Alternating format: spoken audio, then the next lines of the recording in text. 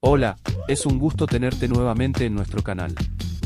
El vídeo de hoy trata sobre las ramas de la física, en particular veremos la subrama referida a la física eléctrica y la otra subrama referida a la física termodinámica, ya que veremos la relación de transformación que hay entre ambas, observando distintos ejemplos de equipos usados en la vida cotidiana, en los cuales se resaltan este tipo de transformaciones de energía. Ya sabes, si te gusta este vídeo, dale like, suscríbete y observa muchos vídeos más que tenemos de temas relacionados.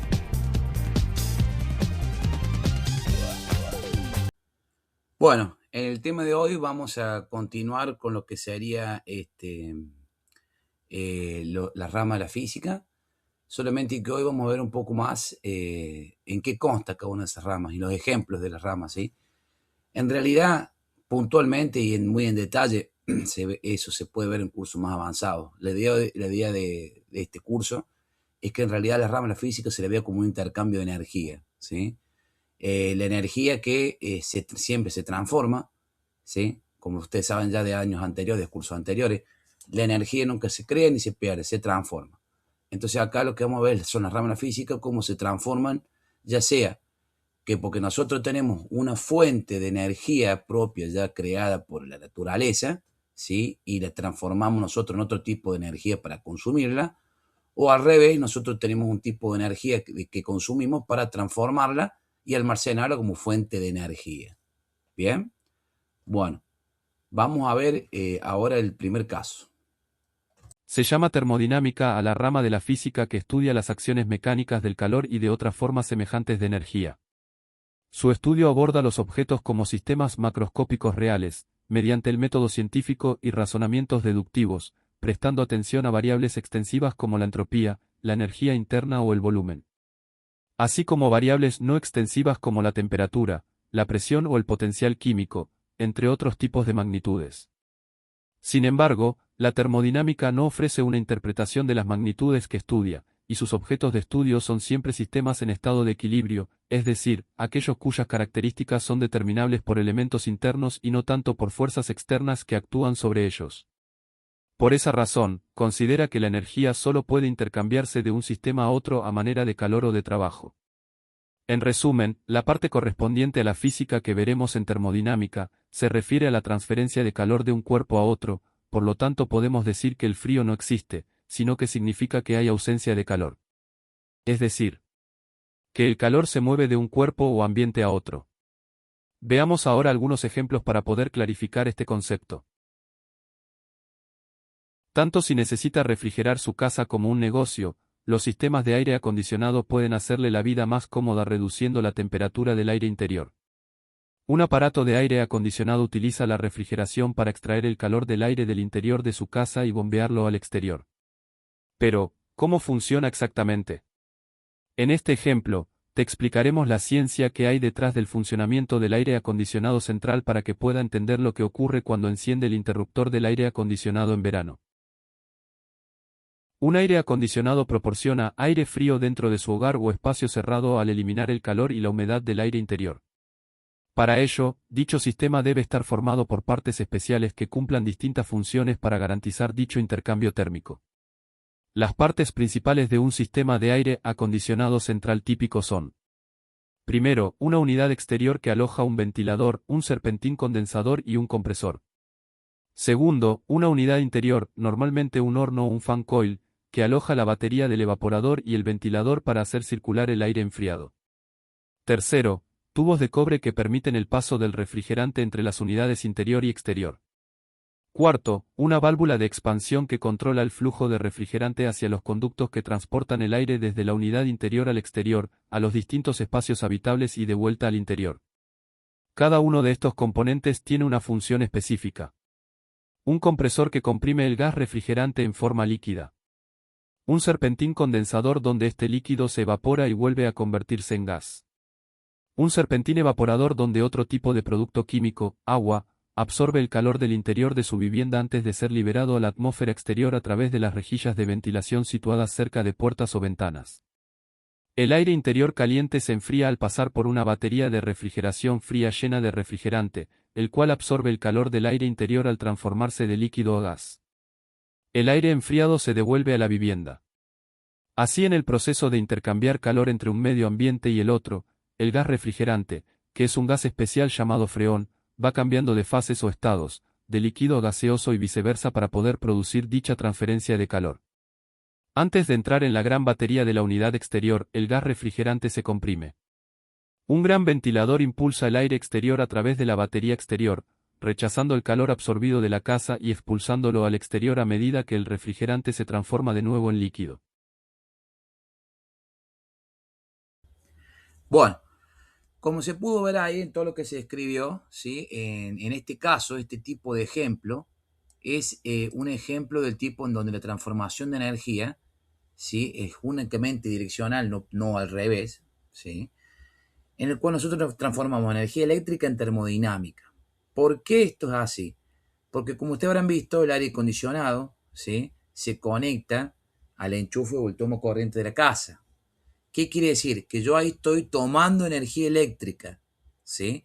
Esa energía eléctrica hace mover el compresor que ustedes vieron ahí en las imágenes, ¿sí? El compresor se mueve gracias a la transformación de energía eléctrica. Ese compresor interiormente funciona como nosotros vimos anteriormente en la parte de transformación de energía eléctrica pura, ¿sí? En este caso nosotros vemos cómo aprovechamos esa energía eléctrica disponible del tomo corriente para poder transformarla en energía de intercambio térmico, ¿sí? Tomamos energía eléctrica en el enchufe y a través de todos los dispositivos que ustedes vieron que forman el sistema de enfriamiento, nosotros transformamos en lo que sería energía de intercambio térmico. Ahora bien, el intercambio térmico tal cual como ustedes lo vieron ahí, ¿sí? Nosotros tenemos la casa en la cual nosotros tenemos un equipo interno llamado evaporador y un equipo que se conecta afuera llamado condensador. Lo que se hace justamente es robar el calor que está dentro de la casa, el evaporador roba el calor que está dentro de la casa y a través de los tubos de cobre se conecta hacia el condensador de afuera y el condensador es el encargado de despachar hacia afuera el calor que se robó, por así decirlo. ¿Está bien? O sea, necesitamos sí o sí dos equipos, uno adentro y uno afuera de la casa para producir el intercambio térmico, ¿sí? Evaporador y condensador. Ahora bien, los encargados de producir ese proceso son el compresor y la válvula de expansión. Uno se encarga de pasar de la fase líquida a la gaseosa y el otro para pasar a la fase gaseosa a la líquida. Esto es necesario así porque los freones, que es el fluido refrigerante que van dentro de esos caños de cobre, funcionan de esa forma. La única forma de que un freón pueda robarse el calor de un lado y tirarlo hacia el otro es mediante su cambio de estado o cambio de fase, como se dice en química, ¿sí?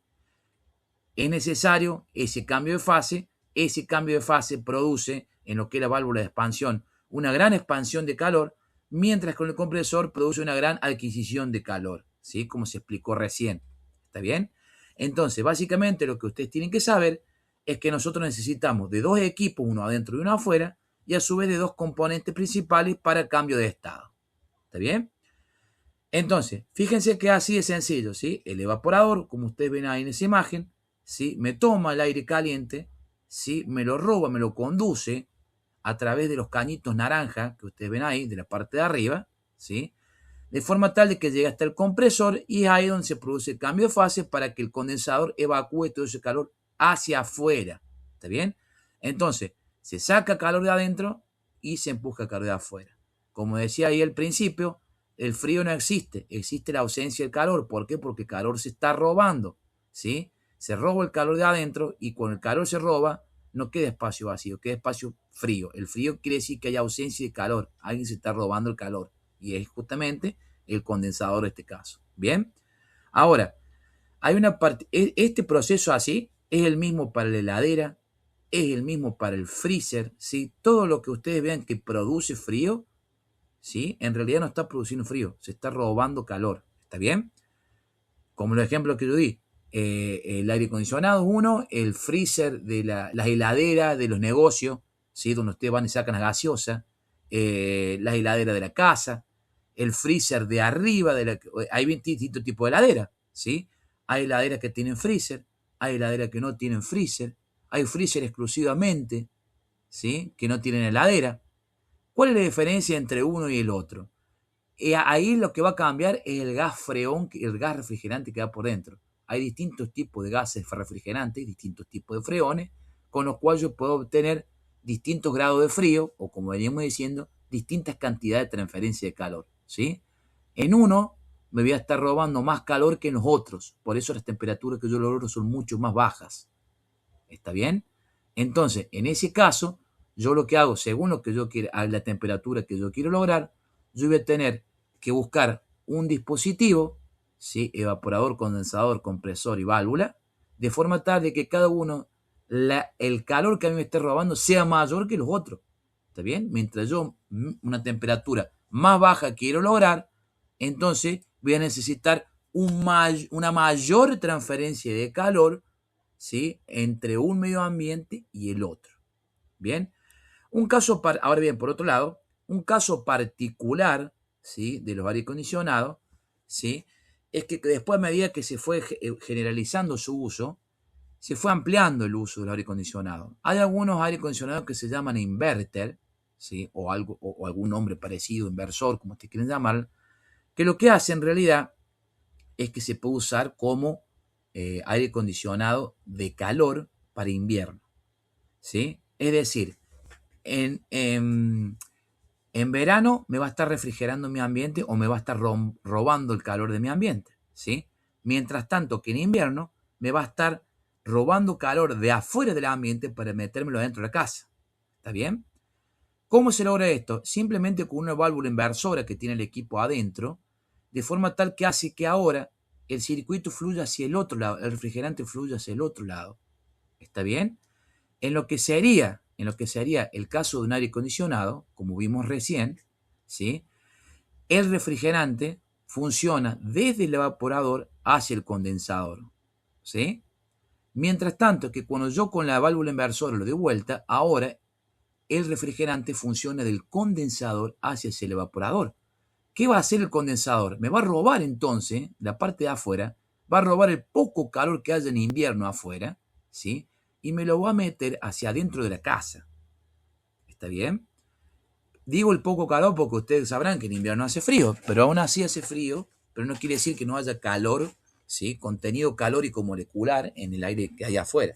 Por eso, de ahí la habilidad especial que tienen estos refrigerantes, de que pueden atrapar todo el poco calor que queda en el ambiente de invierno para poder meterlo hacia adentro, ¿sí? de la casa mediante el evaporador. ¿Bien? Por eso ustedes han visto que hay veces que conectan el aire acondicionado en invierno para que tire calor y tira un poco de calor y no es el suficiente como para que ustedes digan, bueno, yo ya estoy transpirando. ¿Está bien? ¿Por qué? Porque está robando el poco calor que queda afuera, ¿sí? Es lo que se llama salto térmico en un aire acondicionado. Quiere decir que en realidad no es lo suficientemente eficiente para poder trabajar en invierno. Obviamente lo hace altamente eficiente porque en realidad tenemos los 12 meses, el equipo mismo, lo tenemos los 12 meses del año trabajando y no solamente 6 meses como si fuera un aire acondicionado común en verano. ¿Está bien? Entonces nosotros robamos ese poco calor en invierno para meterlo adentro de la casa y sentimos simplemente un ambiente templado adentro de la casa. ¿Está bien? Si uno quisiera realmente tener calor que uno esté transpirando adentro de la casa en invierno, nosotros necesitamos otro tipo de intercambio térmico con mucha más transferencia de calor hacia adentro. Y ahí es donde ya entran los sistemas que uno tradicionales como uno conoce, que son los sistemas de caldera, de leña, de salamandra, etcétera, donde ya nosotros producimos directamente una fuente de calor, ¿sí? Como la que vamos a ver, por ejemplo, ya en el ejemplo que sigue a continuación de este. Las estufas eléctricas son una muy buena opción para calentar tu hogar u oficina. Existen diferentes tipos de calefactores y cada uno de ellos es ideal para un tipo de ambiente. Además de conseguir la temperatura correcta del ambiente, puede ser que te preocupe el consumo de energía, ya que se necesita una gran cantidad de energía eléctrica para producir una gran transferencia de calor. El principio de funcionamiento de una estufa eléctrica es sencillo. Funciona mediante resistencias eléctricas que se calientan al pasar la corriente eléctrica a través de ellas. Este proceso se conoce como efecto Joule, donde la energía eléctrica se transforma en energía térmica. El mecanismo es relativamente simple pero efectivo, Cuando conectas la estufa y seleccionas la temperatura deseada, la corriente eléctrica fluye a través de las resistencias internas, generando el calor necesario. Hay estufas eléctricas de diferentes tipos. Estufas de cuarzo. Son las estufas más comunes, se utilizan para calentar rápidamente una habitación como el baño, por ejemplo. También se las suele ver debajo de algunos escritorios en espacios muy abiertos. Esto es porque ofrecen un calor direccionado. Este tipo de calefacción también se la conoce como estufa eléctrica halógena y transmite calor infrarrojo. Por lo tanto, no son utilizadas para calentar un ambiente amplio, calienta lo que se encuentre cerca y delante de los infrarrojos. Es importante mantener lejos de ella todos los objetos que puedan quemarse y utilizar la protección contra gotas de agua en caso de utilizarla en el baño. Convector eléctrico. La mayor ventaja de este tipo de estufa eléctrica bajo consumo es que podemos controlar de manera más eficiente el tiempo de uso. Porque sigue irradiando calor por algunos minutos después de apagarlo. Estas estufas convectivas calientan el aire que pasa por las resistencias que se calienta con energía eléctrica. Es importante aclarar que las resistencias no son las de metal con alto consumo energético. Estos convectores eléctricos poseen resistencia de cerámica, las cuales se calientan rápidamente y liberan un calor uniforme por más tiempo que las de metal. Existen varios modelos, algunos de ellos poseen un ventilador interno, se denominan turboconvectores o termoventiladores. El ventilador permite una mejor distribución del calor en la habitación. La posible desventaja de estos modelos es el mínimo ruido que produce el ventilador. Estufas eléctricas de aceite o radiador eléctrico. Este tipo de calefacción utiliza la energía eléctrica para calentar el aceite en su interior. Este elemento es el que finalmente irradia calor a la habitación. Por lo tanto, el consumo de energía es bajo y una vez apagado seguirá irradiando calor por un tiempo más. Está acompañado de un control remoto, el cual permite ajustarlo a la temperatura deseada. Una vez que el dispositivo alcance dicho valor se apagará y volverá a encenderse cuando necesite alcanzar otra vez la temperatura. Es una de las estufas eléctricas bajo consumo más utilizada, vienen en una amplia gama de tamaños y formatos para compensar las necesidades de los diferentes espacios. Caloventor de pared. Una nueva y gran opción si se busca calefaccionar la casa de una manera eficiente y ecológica es utilizar un panel calefactor bajo consumo. Su instalación es muy simple, porque necesita colocar unos pocos tornillos para fijarlos a la pared y luego enchufarlo como cualquier dispositivo eléctrico. Algunos modelos de panel calefactor eléctrico ni siquiera se colocan en la pared, puesto que ya vienen con pie. El consumo de energía de un panel calefactor cerámico es mucho más bajo que los otros tipos de estufas eléctricas, aunque al comienzo tarden unos minutos más para alcanzar la temperatura deseada. En cuanto a diseños, las estufas eléctricas paneles son cada vez más ingeniosos. Algunos dispositivos simulan ser hogares eléctricos, incluyendo el efecto de las llamas. Lo mejor de un hogar eléctrico es que puedes dejarlo a la vista durante todo el año porque son muy decorativos. Bueno, un poco como vieron ahí, este tipo de sistema, este tipo de conversión de energía, también es un sistema que convierte energía eléctrica en energía termodinámica. Entonces ustedes me van a decir, y bueno, pero si es el mismo tipo de sistema, ¿en qué cambia entonces? Porque yo estoy viendo que la fuente sigue siendo la energía eléctrica, ¿sí? Y la conversión que se consume al final, o sea, del otro lado de la transformación, sigue siendo la energía térmica o termodinámica. ¿Está bien? Justamente lo que veníamos un poco hablando antes, ¿sí? Lo que cambia fundamentalmente es el principio de funcionamiento. El principio de funcionamiento cambia al cambiar justamente el componente que es el encargado de realizar la transferencia, ¿sí? Recién vimos que en los equipos, ¿sí? Que funcionan con refrigerante, ¿sí? Vimos que obtenemos saltos térmicos de entre 10, 12 y 15 grados cada uno, por ejemplo, ¿sí? ¿Por qué? Porque es el máximo que yo puedo obtener debido a el cambio de estado del refrigerante, ¿sí? Entonces, el refrigerante, al funcionar de esa forma, como nosotros vimos anteriormente, produce ese tipo de salto térmico. Convierte energía eléctrica a energía térmica con esa eficiencia de ese salto que nosotros vimos. ¿Bien? Ahora, por el contrario, las estufas eléctricas, ¿sí? El encargado de producir la transferencia de calor, la conversión o transformación de energía, es una resistencia, ¿sí?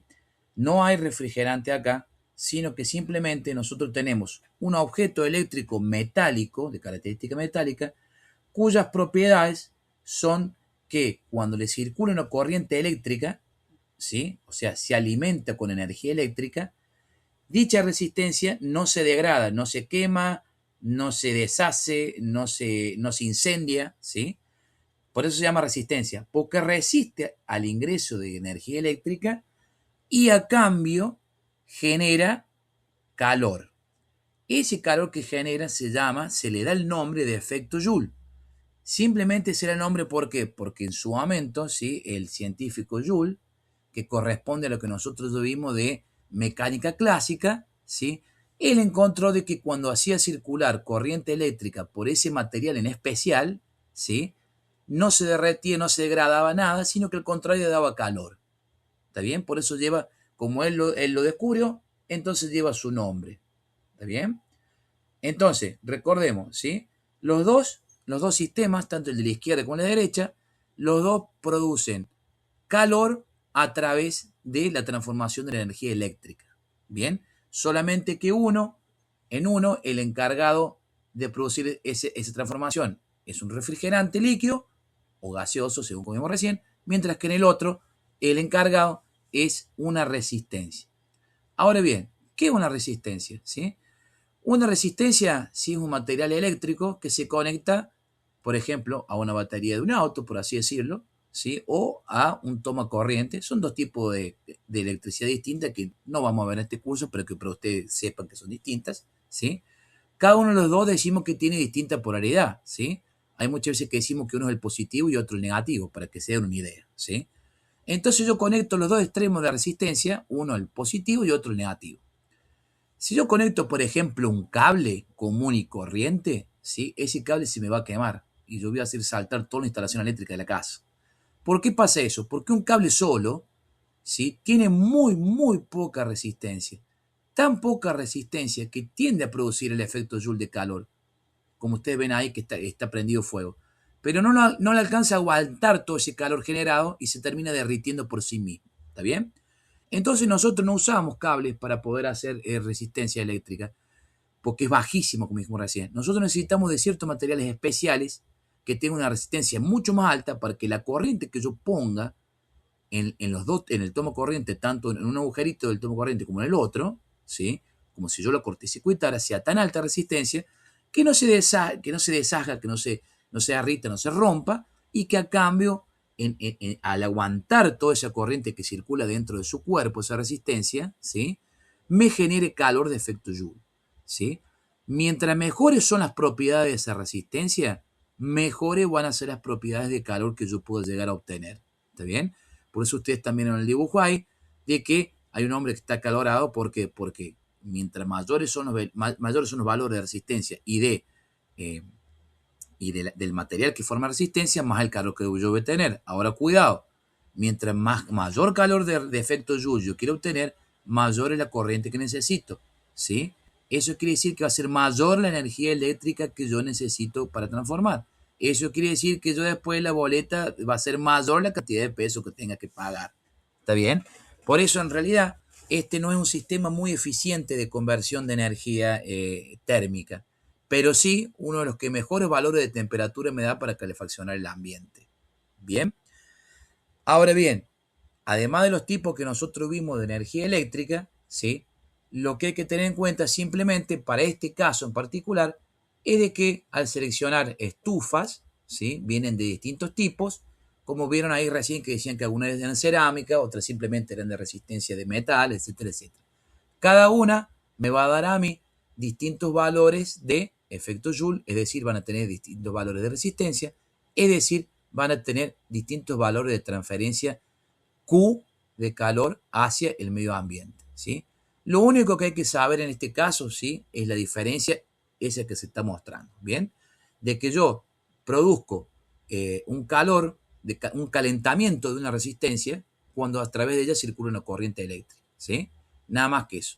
La diferencia de los distintos materiales va a hacer que yo tenga distintos valores de resistencia, distintas cantidades de calor hacia el medio y distintas cantidades, ¿sí? de valores de boleta de la luz, al fin y al cabo. Bien.